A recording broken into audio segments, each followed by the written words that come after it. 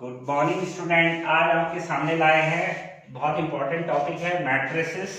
सो matrices में वैसे तो बहुत बड़ा चैप्टर है, पर मैं इसकी थोड़ा कुछ मेन पॉइंट्स ऑपरेशंस जो basically addition, subtraction and multiplication जो कि काफी इंपॉर्टेंट है उनके बारे में थोड़ा डिस्कस करूंगा। पर बिफोर दैट मैं आपसे कुछ डिस्कस करना चाहता हूं कि जो उसमें यूज होंगे टर्म्स, जैसे order of a matrix. So order of matrices. So order of matrix क्या होता है कि अगर आप इसके मैट्रिसेस के ऑर्डर की बात करते हैं तो आपको क्या है, ऑर्डर कैसे आपको पता लगेगा। फॉर एग्जांपल मैंने आपको दे दिया this is A11 and this is A12। So finally ये मैट्रिक्स मैंने आपको दिया है A11 एंड A12। तो आप क्या कहेंगे, इसका ऑर्डर कितना हो जाएगा, क्योंकि इसमें क्या है द नंबर ऑफ रोज कितनी है आप देखेंगे तो इसमें number of rose R1 you have and number of column you have C1 C2। So what, so the order of this matrices is 1 into 2। क्यों हो जाएगा, पहले नंबर ऑफ रोज आता है और फिर क्या आता है ऑर्डर में पहले क्या आता है, नंबर ऑफ रोज आता है। पहले क्या आता है, नंबर ऑफ रोज आता है and then second is number of column. Second क्या आता है, नंबर ऑफ कॉलम्स आते हैं। नंबर ऑफ कॉलम्स आते हैं, इसमें नंबर ऑफ कॉलम आते हैं। तो अब आपको करना क्या है कि मान लीजिए अगर मैंने आपको मैट्रिसेस दिया है A11 and this is A12, A21 and this is A22। ये इंडिकेटिंग पॉइंट है। A11 means the first row first column first element, first row second column, second row first column, second row second column. So इसलिए मैं A11, ये standard notations भी है matrices के। तो आपने क्या करना है, this is C1 and this is C2, this is R1 and this is R2 you have. So the order of this matrices is 2 by 2, just because of the number of rows you have 2 and the number of column you have 2. So when you have such type of a matrices कि जहां number of row, when number of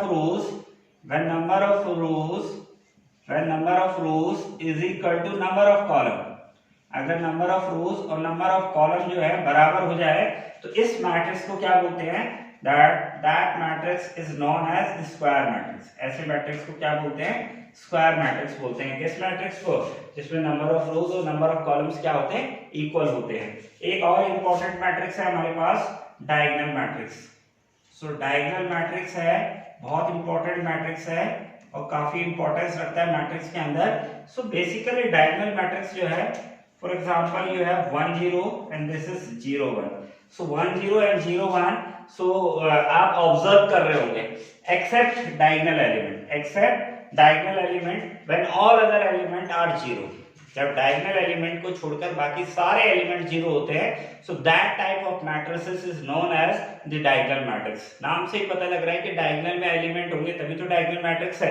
so diagonal matrix क्या होगा, जिसके diagonals में element होंगे और except diagonal element all other elements are 0। तो इस टाइप के मैट्रिक्स को क्या बोलते हैं, डायगोनल मैट्रिक्स बोलते हैं। अब आपको मैं इसमें एक और इंपॉर्टेंट मैट्रिक्स बता रहा हूं, स्केलर, SCALAR, स्केलर मैट्रिक्स। ये बहुत इंपॉर्टेंट है स्केलर मैट्रिक्स जो है। जैसे एग्जांपल मैंने दिया 2 0 0 2 एंड दिस इज एक मैट्रिक्स ये है, एक मैट्रिक्स दे दिया मैंने 1 0 0 1 और एक मैट्रिक्स दे दिया मैंने क्या 3, कुछ भी ले लीजिए आप, या 3 0 0 3 मैंने ले लिया। तो आप देख रहे होंगे, एक चीज ऑब्जर्व कर रहे होंगे, आप क्या ऑब्जर्व कर रहे हैं कि इन सब में डायगोनल के एलिमेंट क्या है, सेम। डायगोनल के एलिमेंट क्या है, सेम है। तो अभी जो मैंने आपको डायगोनल मैट्रिक्स बताया, इसमें भी डायगोनल के एलिमेंट क्या थे, सेम ही थे। इसमें भी डायगोनल के, तो ये भी क्या हुआ, एक डायगोनल मैट्रिक्स हो गया। ये भी क्या हो गया, स्क्वायर मैट्रिक्स क्या हो, सॉरी ये जो स्केलर मैट्रिक्स है ये क्या है, डायगोनल मैट्रिक्स तो है, क्योंकि डायगोनल के एलिमेंट को छोड़कर बाकी सारे एलिमेंट क्या है, इसमें 0 है। लेकिन आप एक चीज और इसमें ऑब्जर्व कर रहे हैं कि इसमें जो डायगोनल के एलिमेंट है वो क्या है, सारे के सारे क्या है, सेम है। डायगोनल के एलिमेंट जो है वो सब क्या है, सेम है। इसमें ऐसा कोई कंपलसरी नहीं है, इसमें ऐसा भी हो सकता है 1 0 एंड 0 2। तो ये भी क्या है, डायगोनल मैट्रिक्स है, ये भी डायगोनल मैट्रिक्स है, क्योंकि मैंने कहा था except diagonal element all other elements are 0, that matrix is called diagonal matrix. But in case of scalar matrix diagonal matrix, ऐसा डायगोनल मैट्रिक्स जिसके की सारे के सारे जो डायगोनल के एलिमेंट होते हैं दे ऑल आर इक्वल, वो सब क्या होनी चाहिए, इक्वल होनी चाहिए। तो इस मैट्रिक्स को क्या बोलते हैं, स्केलर मैट्रिक्स बोलते हैं। कब किस मैट्रिक्स को स्केलर बोलते हैं, जिसके डायगोनल के एलिमेंट क्या हो, इक्वल भी होने चाहिए। क्या होने चाहिए, इक्वल। जैसे 2 है तो यहाँ पे 2 अगर मान लो 3/3 का होता तो आपके तीनों एलिमेंट क्या है, जैसे मान लो ये है 4 0 0 0 4 0 एंड दिस इज 0 0 4 0 0 4। तो ये स्केलर मैट्रिक्स भी है और डायगोनल भी है। लेकिन डायगोनल में एक एक्स्ट्रा कंडीशन ये भी होती है कि अगर ये एलिमेंट अलग अलग भी हो तो भी डायगोनल हो जाएगा। लेकिन स्केलर के लिए शर्त है कि ये मैट्रिक्स के एलिमेंट क्या होने चाहिए, सेम होने चाहिए। फिर एक और मैट्रिक्स है आपके पास आइडेंटिटी मैट्रिक्स। आइडेंटिटी मैट्रिक्स, तो आइडेंटिटी मैट्रिक्स, ये तीनों मैट्रिक्स मुझे आपको बताने जरूरी थे, स्केलर, डायगोनल और आइडेंटिटी, क्योंकि they all are related, connected है एक दूसरे से। तो 1 0 0 1, this is 1 0 0 0 1 0 and this is 0 0 1। So identity नाम से ही पता लग रहा है, आइडेंटिटी। आइडेंटिटी आपने सुना होगा हर जगह आइडेंटिटी, जैसे एडिटिव आइडेंटिटी 0। तो आइडेंटिटी क्या होती है, आइडेंटिटी वो होती है जो आपको बदलेना। जैसे मिरर में जब आप अपने आप को देखते हैं तो 1 दिखेंगे तो 1 ही दिखना चाहिए, ये है। तो ये मिरर क्या करता है, आपको आइडेंटिटी की तरह आपकी आइडेंटिटी को चेंज करके नहीं देता। तो ऐसे ही हर जगह, जैसे एडिशन में क्या होता है, अगर आप किसी भी नंबर को 0 के साथ जोड़ेंगे तो आपको वही नंबर मिल जाएगा। मल्टीप्लिकेशन में क्या होता है, किसी भी नंबर को 1 के साथ मल्टीप्लाई करेंगे तो आपको वही नंबर मिल जाएगा। तो 0 क्या है, एडिटिव आइडेंटिटी है। 0 क्या है, एडिटिव आइडेंटिटी है। 1 क्या है, मल्टीप्लिकेटिव आइडेंटिटी है। 1 जो है मल्टीप्लिकेटिव आइडेंटिटी है। तो with the same way matrix के अंदर जो आइडेंटिटी वो ये है। मतलब समझे आप इसको कि ये जो है ये आपको आपकी आइडेंटिटी चेंज नहीं करता। तो इसकी विशेषता क्या है, ये भी स्केलर मैट्रिक्स है, स्केलर भी है क्योंकि स्केलर की शर्त को पूरा कर रहा है, डायगोनल की शर्त को भी पूरा कर रहा है, डायगोनल की शर्त को भी पूरा कर रहा है, स्केलर की शर्त को भी पूरा कर रहा है। लेकिन अब इसमें एक प्रतिबंध लग गया। इसमें प्रतिबंध क्या लग गया कि इसमें जो डायगोनल के एलिमेंट है वो 1 के अलावा कुछ नहीं हो सकते। जो डायगोनल के एलिमेंट है वो 1 के अलावा कुछ नहीं हो सकते। जबकि स्केलर में 1 भी हो सकता था, 2 भी हो सकता था। स्केलर में ये शर्त थी कि डायगोनल के एलिमेंट सेम होने चाहिए। स्केलर में क्या शर्त थी, और डायगोनल एलिमेंट, जो डायगोनल के एलिमेंट है, डायगोनल एलिमेंट सेम होने चाहिए। डायगोनल एलिमेंट क्या होने चाहिए थे, सेम। डायगोनल एलिमेंट क्या होने चाहिए थे, सेम। और आइडेंटिटी में क्या शर्त है कि डायगोनल एलिमेंट क्या होने चाहिए, डायगोनल एलिमेंट जो है यूनिटी होने चाहिए। डायगोनल एलिमेंट क्या होने चाहिए, डायगोनल एलिमेंट जो होने चाहिए यूनिटी होने चाहिए। यूनिटी मतलब एक होना चाहिए। और डायगोनल मैट्रिक्स में क्या होनी चाहिए, डायगोनल के एलिमेंट को छोड़कर बाकी सारे एलिमेंट क्या होने चाहिए, 0 होने चाहिए। तो इसका मतलब क्या हुआ, इसका मतलब ये हो गया कि every identity matrix is a scalar matrix. हर आइडेंटिटी मैट्रिक्स तो स्केलर है, लेकिन हर scalar matrix not necessary to be a diagonal matrix. यानी हर स्केलर मैट्रिक्स का डायगोनल होना, आइडेंटिटी मैट्रिक्स होना जरूरी नहीं है। वही स्केलर आइडेंटिटी होगा जिसमें कि डायगोनल में एलिमेंट क्या आएंगे, 1 आएंगे। तो ये कुछ मैं आपको बताना था क्या टाइप्स ऑफ मैट्रिसेस। इसको वैसे तो और सारे रेक्टेंगुलर है, बहुत सारे है, स्क्वायर है, हर्मिशन है, स्क्यू हर्मिशन है, लेकिन अभी ये जस्ट बेसिक आइडिया मैंने आपको दिया क्योंकि अब मैं आपको ऑपरेशंस ऑन मैट्रिक्स, यानी जो बेसिकली जो ऑपरेशंस हम लगाते हैं मैट्रिक्स पर, उनके बारे में थोड़ा सा आपको बताना चाहता हूं कि कैसे ऑपरेशंस लगते हैं और क्या कंडीशन है ऑपरेशन लगने की। तो उस पर हम थोड़ी सी बात करेंगे। तो 3 ऑपरेशन मेन है मैट्रिक्स के अंदर जो लगते हैं। पहला है एडिशन। पहला क्या है, एडिशन। तो एडिशन क्या है, जैसे मान लीजिए कि A11 A12 and this is A21 and this is A22। एक मैट्रिक्स को मुझे ऐड करना है C11 C12 C21 और C22 से। तो कैसे ऐड होता है, मान लीजिए मैट्रिक्स A है और ये मैट्रिक्स C है आपका, तो ये मैट्रिक्स ऐड कैसे होते हैं ये याद रखना। ये एलिमेंट इसी से ऐड होगा, यानी A11 का एडिशन किससे होगा, C11 से, A12 का एडिशन किससे होगा, C12 से। A21 का एडिशन किससे होगा, C21 से। और A22 का एडिशन किससे होगा, A22 का एडिशन किससे होगा, C22 से। यानी हर अपनी पोजीशन के हिसाब से, जैसे A11 C11, A12 C12, A21 221, A22 C22, मतलब ये ऐड इस तरीके। तो अब यहां से एक रिजल्ट निकलता है। क्या रिजल्ट निकलता है कि रिजल्ट ये निकलता है कि इसका ऑर्डर कितना था, इसका ऑर्डर जो था मैट्रिक्स का, फॉर एग्जांपल अगर 2/2 है और इसका भी अगर 2/2 है, तो तभी मैट्रिक्स ऐड हो सकते हैं when they have same order. We can add matrix only when they have same order. मतलब समझे आप, जब तक उनका ऑर्डर सेम नहीं होगा दो मैट्रिक्स का, आप उनको ऐड नहीं कर सकते। सो एडिशन कब अप्लाई होता है, एडिशन कब अप्लाई होता है, when order is same। अगर ऑर्डर क्या होंगे, सेम होंगे। यानी ये कंडीशन है किसके लिए, ये एडिशन के लिए कंडीशन है। और जो कंडीशन एडिशन के लिए होती है, सेम कंडीशन सब्ट्रैक्शन के लिए भी होती है। सब्ट्रैक्शन में भी क्या होना चाहिए, ऑर्डर क्या होनी चाहिए, सेम होने चाहिए। और उसमें भी यही होता है। मान लीजिए आपके पास है A11, this is A12, this is A21 and this is A22, and इसको सब्ट्रैक्ट करना है आपको C11, C12, C21 and then C22। So what, ये ऐसे सब्ट्रैक्ट होगा, A11 से C11, A12 से C12, A21 से C21 और A22 से C22। मतलब समझे आप, जो करस्पॉन्डिंग एलिमेंट है वो क्या होते हैं, आपस में सब्ट्रैक्ट होते हैं। जैसे A11 से C11, A12 से C12।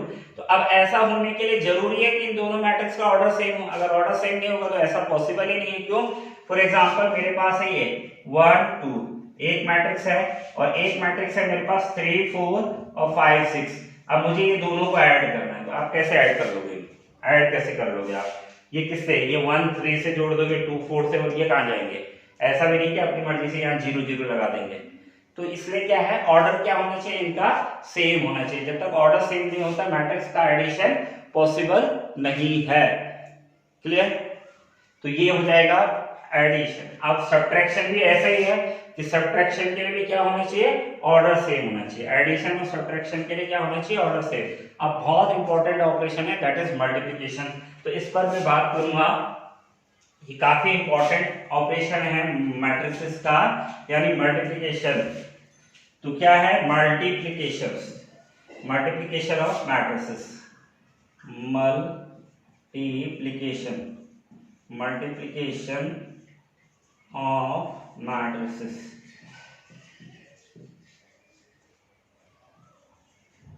तो अब ये कैसे आप समझेंगे, जरा इसको ध्यान से समझेंगे आप। इसमें भी ऑर्डर का बहुत बड़ा रोल है, यानी मैट्रिक्स के अंदर ऑर्डर का रोल बहुत ज्यादा इंपॉर्टेंट हो जाता है। दो मैट्रिक्स को आप तभी ऐड कर सकते हैं जब उनका ऑर्डर सेम हो, दो मैट्रिक्स को आप तभी सब्ट्रैक्ट कर सकते हैं जब उनका ऑर्डर सेम है। और ये भी ध्यान रखना है कि किससे कौन माइनस, ऐसा नहीं कि इससे ये भी माइनस कर दिया, इससे ये भी माइनस कर दिया, नहीं, A11 से C11 ही माइनस होगा। ऐसे ही इससे ये ऐड होगा, इससे ये ऐड होगा, इससे ये। मैं 2/2 का एग्जांपल दिया है, you can expand this example on 3/3, 4/4, इस तरीके से इसको एक्सटेंड भी कर सकते हैं। लेकिन अब मल्टीप्लिकेशन बहुत इंपॉर्टेंट है। तो फॉर एग्जांपल एक मैट्रिक्स है मेरे पास, फॉर एग्जांपल 1 2 एंड 3 4, ये एक मैट्रिक्स है। और एक मैट्रिक्स है B जिसमें मेरे पास कितना है, 1 2 है, 1 2 है। अब मुझे इनका इंटू करना है, तो क्या इनका इंटू पॉसिबल है, मल्टीप्लिकेशन पॉसिबल है। तो पहले आप इसका ऑर्डर लिखेंगे, तो ये R1 R2 and this is C1 C2। सो कितने हैं, नंबर ऑफ रोज कितनी है इसमें, नंबर ऑफ रोज है 2 एंड नंबर ऑफ कॉलम है 2। और ये कितना है, इसमें नंबर ऑफ रोज कितनी है, नंबर ऑफ रोज 1 है, और नंबर ऑफ कॉलम कितना है, 2 है। नंबर ऑफ रो 1 है, नंबर ऑफ रो और कॉलम कितना है इसमें, R1 एंड C1 C2। तो अब आप देखेंगे, इनको आपको इकट्ठा करना है, इनको आपको क्या करना है, इनको साथ रखना है। तो आपको इन दोनों को मिलाना है, इनको मिलाना है।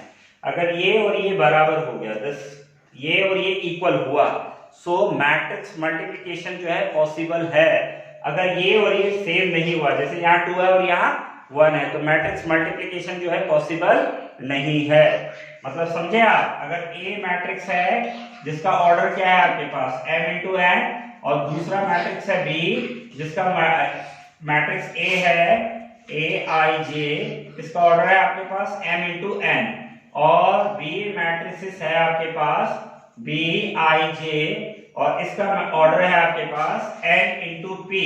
तो ये दोनों मैट्रिक्स का मल्टीप्लिकेशन तभी हो सकता है जब यहाँ यानी पहले मैट्रिक्स के नंबर ऑफ कॉलम और दूसरे मैट्रिक्स के नंबर ऑफ रोज, याद रखना, यानी जिसका इंटू करना है, ये भी ध्यान रखना है क्योंकि मैट्रिक्स का जो मल्टीप्लिकेशन होता है always not going to following the commutative law. तो ए को बी के साथ इंटू करना है तो पहले ए का ऑर्डर लिखेंगे, आप ए का ऑर्डर लिखेंगे m इंटू n और फिर बी का ऑर्डर लिखेंगे n इंटू p।